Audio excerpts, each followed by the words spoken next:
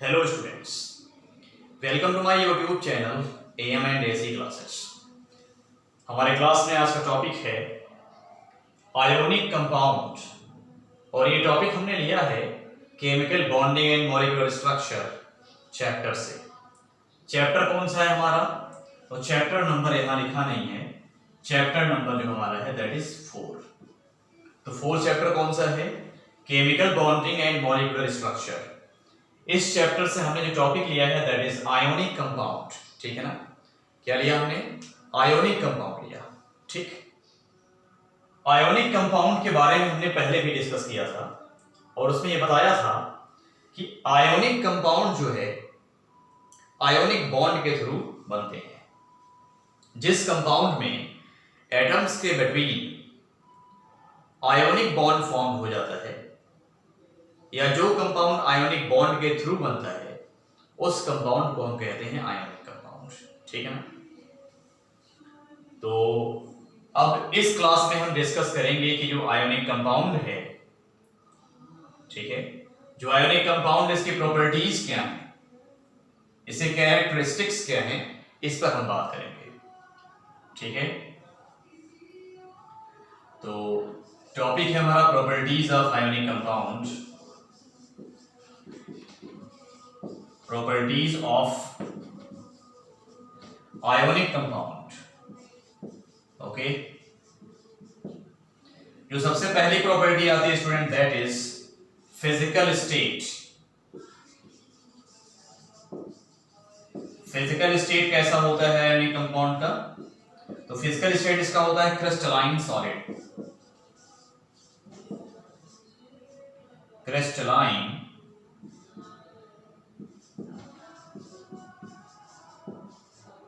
Solid. Crystalline solid एक ऐसा solid होता है जिसमें उसके कॉन्स्टिट्यूएंट पार्टिकल्स, कॉन्स्टिट्यूएंट पार्टिकल्स का मतलब यह होता है कि जिससे मिलकर के वो बना हुआ है, उसको हम कहते हैं कॉन्स्टिट्यूएंट पार्टिकल्स। तो क्रिस्टलाइन सॉलिड एक ऐसा सॉलिड होता है जिसके कॉन्स्टिट्यूएंट पार्टिकल्स रेगुलर मैनर में अरेंज होते हैं, एक डेफिनेट पैटर्न में अरेंज होते हैं, मतलब रेगुलर मैनर में अरेंज होते हैं, उसको हम कहते हैं क्रिस्टलाइन सॉलिड। तो इसको कैसे समझा जाए कि इसके पार्टिकल्स जो है रेगुलर मैनर या फिर डेफिनेट पैटर्न में अरेंज हैं? तो इसका हम एक डायग्राम बनाते हैं with the help of example. मान लीजिए हमारे पास में जो एग्जांपल है दैट इज NaCl। तो NaCl के एग्जांपल को यहां पर हम सॉल्व करेंगे और इसकी स्ट्रक्चर यहां बना करके हम समझेंगे। तो मान लीजिए हमने यहां पर एक डायग्राम बनाया जो कुछ इस तरह है। ठीक है, जो कुछ हमारा डायग्राम इस तरह होगा और हमने एक लाइन यहां ड्रा कर दिया। मतलब जो पहली स्ट्रक्चर हमने बनाया है स्टूडेंट्स, इस पहली स्ट्रक्चर में जैसे हमने एक रेक्टेंगल बनाया, दूसरा भी उसके अंदर रेक्टेंगल हो गया उसी तरह का, और तीसरा भी उसी अंदर जो है उसी तरह का रेक्टेंगल होगा जो कुछ इस तरह होगा। ठीक है ना? इसको हमने इस तरह बना दिया। ओके, तो थोड़ा टेढ़ा मेढ़ा हो गया है तो फिर आप कंफ्यूज ना होइएगा, इसको टेढ़ा मेढ़ा मत समझिए। ठीक है, इसको जो है टेढ़ा मेढ़ा ना समझिएगा, इसको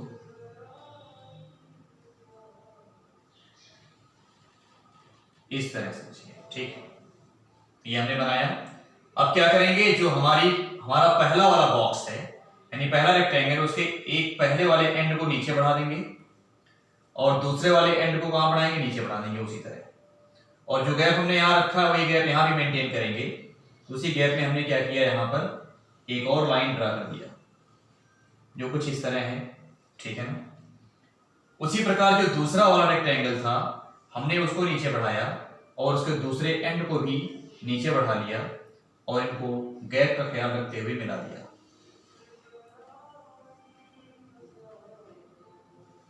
इस तरह से इसको हमने मिला दिया। ओके, अब हम क्या करेंगे, जो तीसरा वाला है उसको भी नीचे बढ़ाएंगे इस तरह से और दूसरे वाले एंड को इसका जो है उसको नीचे बढ़ा देंगे और इनको हम इस तरह से मिला देंगे। ठीक है, तो आई होप आपको यहां तक बात समझ में आई होगी। अब इसमें हम क्या करने वाले हैं, जितने भी हमको कॉर्नर दिख रहे हैं उन कॉर्नर्स को हम इस तरह मिला देंगे और इसको हम यहाँ पर इस तरह मिला देंगे, इन कॉर्नर्स को आपस में मिला देंगे इस तरह, ठीक है, और इस कॉर्नर को भी हम आपस में इस तरह से मिला देंगे। तो जितने आपको कॉर्नर दिख रहे हैं उनको ऐसे मिला दीजिए आप, ठीक है। तो इस तरह से हमने सभी कॉर्नर्स को मिला दिया। अब हम क्या करेंगे, हम देख रहे हैं इसमें एक आगे वाला फेस एक पीछे वाला फेस है, तो पीछे वाले फेस पर जो ये लाइन है इसका मिडिल पॉइंट ले लेंगे और आगे वाले फेस का भी मिडिल पॉइंट ले लेंगे। तो इनके पैरेलल हम यहाँ पर एक लाइन ड्रा कर देंगे जो कुछ इस तरह होगी। अब सामने वाला फेस जो है उसको पूरा ड्रा कर लेंगे नीचे तक इस तरह से, जो पीछे वाला फेस है उसको पीछे वाले पर ही रखेंगे यहां तक इस तरह से। अब सामने वाले फेस को आगे वाले फेस से मिला देंगे, मिला दिया हमने। अब देख रहे हैं जो एक ये हमारा फेस है इसमें दो लाइन तो है ही, बीच में एक तीसरी लाइन भी है, लेकिन यहां पर नहीं है, तो यहां पर एक तीसरी लाइन भी हम क्या कर देंगे, ड्रा कर देंगे ऐसे।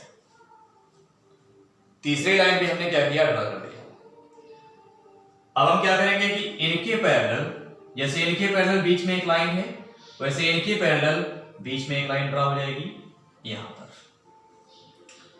तो ये हमारा एक जो है क्रिस्टल स्ट्रक्चर हो गया इन 3 डायमेंशनल एरिया। इन 3 डायमेंशनल एरिया में ये एक क्रिस्टलाइन स्ट्रक्चर हो गई। अब इसमें NaCl को हमें अरेंज करना है। जब इनको अरेंज करेंगे तभी हम समझ पाएंगे कि किस तरह से रेगुलर मैनर में अरेंज्ड हैं। तो यहाँ जो NaCl इसके अंदर क्या होता है, Na+ होता है और Cl- होता है। तो ये Na+ और Cl- यहाँ पर अरेंज होंगे। तो यदि हम स्टार्ट करें Na+ तो यहाँ पर क्या आएगा, Na+ और यहाँ आएगा Cl-, यहाँ आएगा Na+, फिर यहाँ Cl-, Na+, Na+, Cl-, Na+, Cl-, Na+,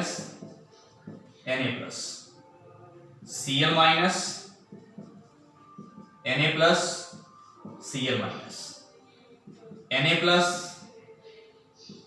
Cl-, Na+, Cl-, और यहां पर होगा Na+, Cl-, Na+, Cl-, Na+,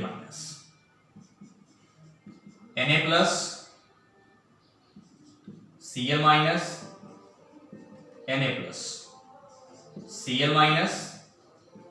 Na+, Cl-, Na+, Cl-, Na+, और यहां पर होगा Na+। तो यहां तक बातें हमारे ख्याल से आपको समझ में आ गई होंगी। तो ये हमने सोडियम क्लोराइड जो NaCl होता है उसकी क्रिस्टलाइन स्ट्रक्चर ड्रा कर दिया। तो इस तरह से आप भी सोडियम क्लोराइड की जो क्रिस्टलाइन स्ट्रक्चर है उसको आप ड्रा कर सकते हैं, ठीक है ना। तो फिजिकल स्टेट हमने देखा क्रिस्टलाइन सॉलिड और crystalline solid for example NaCl, उसकी हमने स्ट्रक्चर यहां बना करके देखा। तो क्रिस्टलाइन सॉलिड में आपको हम ये बताना चाहते हैं कि इसमें जो अरेंजमेंट है वो रेगुलर है। ध्यान से देखिएगा, यहाँ Na+ था, Cl- आया, फिर Na+ आया, फिर Cl- Na+, तो अल्टरनेट सिस्टम में चल रहे हैं। और इस तरह से यदि आप देखेंगे तो आप यहाँ बल्क में आ जाइए, यहाँ पर क्या है, Cl- है, इस बल्क में क्या है, यहाँ Cl-, तो Cl- के चारों ओर क्या मिलेंगे आपको, सोडियम आयन मिलेंगे। यदि आप यहाँ से आएंगे तो Na+ मिलेगा, यहां से यहां जाएंगे तो Na+ मिलेगा, ऊपर आएंगे तो भी Na+ मिलेगा, नीचे जाएंगे तो भी Na+ मिलेगा, इधर आएंगे तो भी Na+ मिलेगा और उधर जाएंगे तो भी Na+ मिलेगा। इस तरह से आपने देखा कि इसमें एक आयन अपने चारों तरफ कितने आयन से सराउंडेड है, 6 आयन से सराउंडेड है। बात समझ गए आप। एक Cl अपने चारों तरफ कितने Na+ आयन से सराउंडेड है, 6 Na+ आयन से सराउंडेड है, घिरा हुआ। अब यहां पर ध्यान देने योग्य बात यह भी है कि जो 6 Na+ आयन एक Cl- आयन को सराउंड कर रहे हैं, उन 6 में से हर एक सोडियम आयन अपने चारों तरफ 6 Cl- से सराउंड होने की टेंडेंसी शो करता है। जैसे अगर हम इस वाले सोडियम की बात करें, हम देखेंगे इस सोडियम के इधर क्या है, Cl- है, यहां भी Cl-, यहां भी Cl-, यहां भी Cl- और यहां भी Cl-। तो अगर इसको हम आगे बनाएंगे तो ऊपर भी Cl- मिलेगा, ठीक है। तो यहां पर आपने देखा एक रेगुलर अरेंजमेंट है, कहीं पर इर्रेगुलरिटी नहीं है। बात समझ रहे हैं आप। तो इस रेगुलर अरेंजमेंट से जो सॉलिड बनेगा उसको हम नाम देंगे crystalline solid. Okay, now next property इसकी आती है MP and BP. MP and BP, अब यहां एमपी और बीपी का मतलब ये ना समझ लेना कि मध्य प्रदेश कुछ है और ये ब्लड प्रेशर हो जाए। ये ब्लड प्रेशर नहीं है ना, ये मध्य प्रदेश है, ये मेल्टिंग पॉइंट है और ये बॉइलिंग पॉइंट है। तो आप इसको गलती से मध्य प्रदेश और इसको गलती से जो है ब्लड प्रेशर ना समझ लेना कि क्या है हमारा। तो ये जो है मेल्टिंग पॉइंट और ये है बॉइलिंग पॉइंट। ठीक है, आई होप बात आपको ये समझ में आ रही होगी। तो melting point and boiling point, यदि हम सॉलिड स्टेट का melting and boiling point check करेंगे तो हम पाएंगे इट इज सो हाई, ये हाईएस्ट होता है। क्यों हाईएस्ट होता है? हमने सिर्फ लिख दिया हाई। हाई क्यों होगा? उसका रीजन है क्योंकि अगर आपको इसको मेल्ट करना है फिर इसको बॉइल करना है, ये बॉइल तब होगा जब पहले मेल्ट होगा, मेल्ट होने के बाद ये बॉइल होगा। बात समझ गए आप? जब इसको मेल्ट करने में ही आपको ज्यादा टेम्परेचर देना पड़ रहा है तो बॉइल करने में और ज्यादा टेम्परेचर देना पड़ेगा आपको। अब भाई सवाल आता है ऐसा क्यों कि हम इसको मेल्ट करने के लिए ही ज्यादा टेम्परेचर क्यों दे रहे हैं? कारण इसका ये है, इसमें आप देखो कि जो Cl माइनस है वो अपने चारों तरफ कितने Na+ से सराउंडेड है? 6 Na+ से सराउंडेड है। ये ना समझना कि Na+ और Cl- एक दूसरे से अट्रैक्ट है। यहां पर एक Na+ 6 Cl- से अट्रैक्ट होता है, मतलब एक Na+ को 6 Cl अपने तरफ खींच रहे होते हैं, और जो 6 Cl एक Na+ को खींच रहे हैं वो फर्दर उसमें से हर एक Cl- अपने चारों तरफ 6 सोडियम आयन से खींचा जा रहा है। बात समझ गए ना? 6 सोडियम आयन से खींचा जा रहा है, यह बात ध्यान रखना। ठीक, तो इस तरह से जो पार्टिकल्स होते हैं, मतलब यहां पर जो आयन हैं वो सभी एक दूसरे के बहुत ही क्लोज आ जाते हैं, और बहुत क्लोज आ जाने के बाद हम ये देखेंगे उनके बीच में गैप बहुत कम हो जाता है और अपने अपने पॉइंट पर फिक्स हो जाते हैं, मूव नहीं कर पाते। तो मतलब उनको मूव कराने के लिए हमें ज्यादा एनर्जी देनी पड़ेगी ताकि उनका जो बॉन्ड है वो ब्रेक हो सके। यहाँ पर बॉन्ड जो है बहुत ही हाई हो जाता है क्लोज पैकिंग की वजह से, क्योंकि ये क्लोजली पैक हो जाएंगे, ठीक है, इस अरेंजमेंट के वजह से। तो यहाँ पर इनको ब्रेक करने के लिए, मींस इनके बीच का जो अट्रैक्शन फोर्स उसको ब्रेक करने के लिए आपको ज्यादा टेम्परेचर की रिक्वायरमेंट होती है। ऐसे में हम कहते हैं कि इसका एमपी जो है क्या है? हाई है। यदि एमपी हाई होगा तो ऑब्वियसली बीपी भी इसका हाई होगा, क्योंकि पहले ये मेल्ट होगा उसके बाद बॉइल होगा। ठीक है, नेक्स्ट पॉइंट इसमें आता है सॉल्युबिलिटी। सॉल्युबिलिटी मतलब क्या होता है कि किसमें डिसॉल्व होगा। हम जानते हैं हमारे पास में दो तरह के सॉल्वेंट हैं। सॉल्वेंट कितने तरह के हमारे पास में? दो तरह के सॉल्वेंट हैं। एक होता है इनऑर्गेनिक सॉल्वेंट और दूसरा होता है ऑर्गेनिक सॉल्वेंट। तो इनऑर्गेनिक सॉल्वेंट जो है पोलर होता है, ऑर्गेनिक सॉल्वेंट नॉन पोलर होता है। तो ध्यान रखिए स्टूडेंट्स, जो हमारे पास में सब्सटेंस है ये भी दो टाइप के होते हैं, पोलर एंड नॉन पोलर। तो जो पोलर सब्सटेंस है वो पोलर सॉल्वेंट में डिसॉल्व होगा, और जो नॉन पोलर सब्सटेंस है वो नॉन पोलर सॉल्वेंट में डिसॉल्व होगा। पोलर पोलर में डिसॉल्व होगा, नॉन पोलर नॉन पोलर में डिसॉल्व होगा। बात समझ में आ रही है ना? पोलर पोलर में डिसॉल्व होगा और नॉन पोलर में डिसॉल्व होगा। पोलर का मतलब ये होता है जिसमें पोल्स हो। पोल्स का मतलब पॉजिटिव एंड नेगेटिव चार्ज। तो सोडियम क्लोराइड में तो पॉजिटिव नेगेटिव चार्ज बहुत सारे, इसका मतलब ये पोलर कंपाउंड हो गया। तो किसमें डिसॉल्व होगा? पोलर सॉल्वेंट में। तो water is a polar solvent and organic solvent, all organic solvents are non polar solvents. जितने भी ऑर्गेनिक सॉल्वेंट्स हैं सभी के सभी क्या होते हैं? नॉन पोलर सॉल्वेंट होते हैं।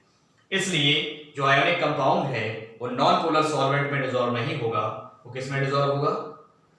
इनऑर्गेनिक सॉल्वेंट में, जो कि पोलर है, लाइक एज वाटर में डिसॉल्व होगा। ठीक है ना? अच्छा, जो ऑर्गेनिक सॉल्वेंट है उनके एग्जांपल जैसे आपका ईथर हो गया, एल्कोहल, बेंजीन, ईस्टर एटसेट्रा, काफी हैं। तो ये जो आपके सॉल्वेंट हैं ऑर्गेनिक मॉलिक्यूल वाले, ये ऑर्गेनिक सॉल्वेंट हो गए, ईथर, एल्कोहल, बेंजीन एटसेट्रा। और जो वाटर है वो आपका इनऑर्गेनिक सॉल्वेंट है बिकॉज इसमें कार्बन एटम एब्सेंट है। तो सॉल्वेंटी हम क्या देखेंगे? It is water soluble. ठीक है, इट इज कौन? ये ionic compound, it is water soluble. Okay, I hope ये बात आपको समझ में आई होगी। नेक्स्ट पॉइंट आता है कंडक्टिविटी। अब ये कंडक्टिविटी क्या होती है स्टूडेंट्स? मतलब जिसमें से इलेक्ट्रिसिटी पास हो सके, जिसमें से ना पास हो सके।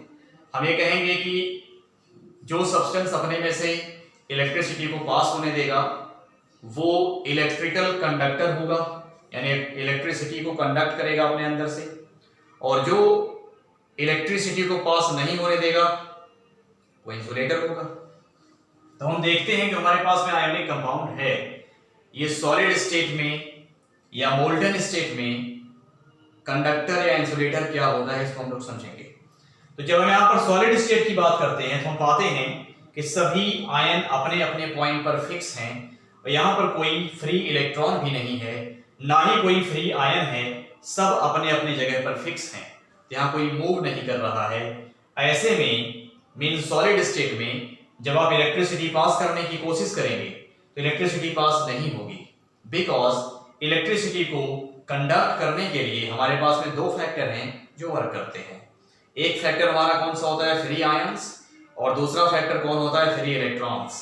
तो ना तो यहाँ फ्री इलेक्ट्रॉन है और ना ही यहाँ फ्री आयन है, मीन्स कोई भी आयन यहाँ फ्री नहीं है, सभी टाइटली हेल्ड हैं एक दूसरे से, इसलिए यहाँ पर मूवमेंट नहीं हो पाता आयन का या फिर इलेक्ट्रॉन का, जिससे यहाँ इलेक्ट्रिसिटी कंडक्ट नहीं हो पाती। बात समझ में आ रही है ना आपको? यहाँ कोई फ्री इलेक्ट्रॉन आपको दिख नहीं रहा, सभी आयन दिख रहे हैं और ये आयन क्या है? होल्ड है, हेल्ड है एक दूसरे के साथ, मूविंग स्टेट में नहीं है, ना ही मूव कर पाएंगे। तो सॉलिड स्टेट में जो है आयोनिक कंपाउंड इलेक्ट्रिसिटी का इंसुलेटर होता है। ये हम कह सकते हैं कि it is very very very poor conductor. Very very कई बार बोल दिया हमने, ठीक है, मतलब बहुत ही ज्यादा पुअर होता है, पुअर कंडक्टर कि बहुत ही कम कंडक्ट कर पाता है इलेक्ट्रिसिटी को। ये इतना कम इलेक्ट्रिसिटी कंडक्ट कर पाता है जिसको हम नेग्लेक्ट कर देते हैं, इसीलिए हम कहेंगे कि इट इज नियरली इंसुलेटर या इंसुलेटर बोल सकते हैं इसको, ठीक है। अब जब हमने क्या किया, इसको मेल्ट कर दिया, इसको हीट दे करके मेल्ट कर दिया, तो मेल्ट करने पर क्या होता है कि इनके आयंस जो है फ्री हो जाते हैं। तो जब इनके आयंस फ्री हो जाएंगे तो फ्री होने पर क्या होगा कि अब यदि आप इनमें इलेक्ट्रिसिटी पास करेंगे तो ये इलेक्ट्रिसिटी को कंडक्ट करने लग जाएंगे, मतलब ये मोल्टन स्टेट में गुड कंडक्टर की तरह काम करेगा। बात समझ गए ना आप लोग? तो मोल्टन स्टेट में it act as good conductor for electricity, but in solid state it act as poor conductor और नियरली इंसुलेटर, ठीक है, because in solid state there is no free ions, while in molten state there is free ions in the crystalline solid। Crystalline solid के molten state में सभी ions free होते हैं, इसलिए क्या करता है वो इलेक्ट्रिसिटी को कंडक्ट कर पाता है। बात समझ में आ गई आपको? तो यहां लिखेंगे conductor in molten state, but insulator और पुअर कंडक्टर, तो पुअर ही लिख दो, ज्यादा सही रहेगा, poor conductor in solid form या स्टेट, इन सॉलिड स्टेट। तो ये था आयोनिक कंपाउंड एंड उसकी प्रॉपर्टी जो आपको पढ़नी थी। तो स्टूडेंट्स इस क्लास में इतना ही, बाकी की जो बातें हैं दूसरी क्लास में करेंगे हम। ओके, जय हिंद।